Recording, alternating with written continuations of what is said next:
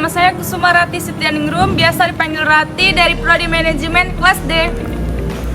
Halo, nama saya Rifati Christian, biasa dipanggil Iva dari Prodi Manajemen kelas D. Hai, nama saya Regina Akmalia dari Prodi Manajemen kelas D. Halo, nama saya Fivrianti dari Prodi Manajemen kelas D. Hai, dan saya Hanum Sugianto dari Prodi Manajemen kelas D. Nah, di sini kami akan menjelaskan materi tentang penulisan makalah. Ditonton videonya ya, teman-teman. Nah, sebelum ke pembahasan yang lebih lanjut, kita harus tahu dulu nih apa itu makalah. Nah, makalah merupakan karya tulis ilmiah mengenai topik tertentu yang tercakup dalam ruang lingkup suatu perkuliahan. Makalah biasanya menjadi salah satu syarat kelulusan suatu mata kuliah. Jadi pembahasan selanjutnya itu tentang karakteristik makalah.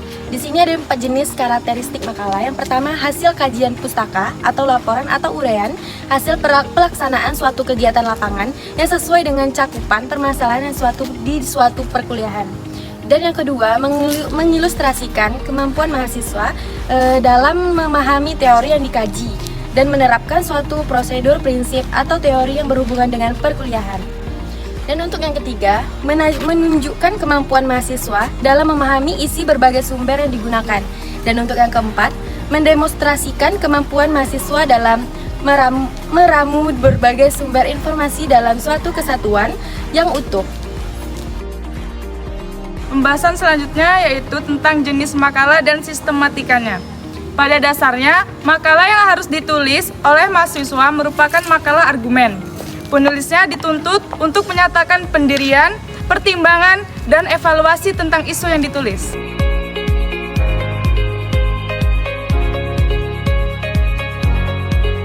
Makalah yang dapat ditulis mahasiswa, yang pertama makalah eksposisi, yang kedua makalah diskusi, dan ketiga makalah eksplanasi. Pertama, makalah eksposisi. Makalah eksposisi memiliki 2 tujuan. Yang pertama, mengemukakan pendapat penulis secara eksplisit tentang suatu isu atau topik, didukung oleh data, fakta, dan referensi para ahli atau pengalaman pribadi.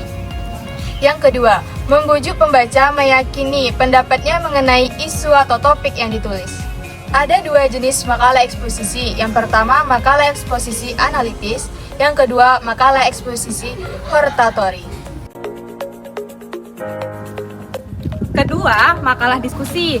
Nah, tujuan dari makalah diskusi yaitu mengemukakan argumen atau pendapat mengenai suatu isu atau topik dari berbagai perspektif. Minimal 2, yaitu argumen yang mendukung dan yang menentang. Lalu diakhiri dengan rekomendasi penulis. 3. Makalah eksplanasi. Tujuannya menjelaskan suatu tahapan, fenomena, ataupun bagaimana sesuatu beroperasi atau mengungkapkan alasan dampak terjadinya suatu fenomena atau gabungan dari kedua jenis penjelasan tersebut. Pada pembahasan terakhir itu tentang sistematika penulisan makalah. Secara umum, sistematika penulisan makalah ada 3. Pertama itu pendahuluan. Pada bagian ini kita menguraikan masalah dan yang akan dibahas, meliputi latar belakang masalah, inti masalah, dan prosedur pemecahan masalah. Nah, kedua kita masuk di tahapan pembahasan. Di bagian pembahasan ini kita akan menguraikan tentang hasil kajian penulisan dalam mengungkapkan solusi terhadap masalah yang dilengkapi dengan data, pendukung, pandangan para ahli, dan teori yang relevan.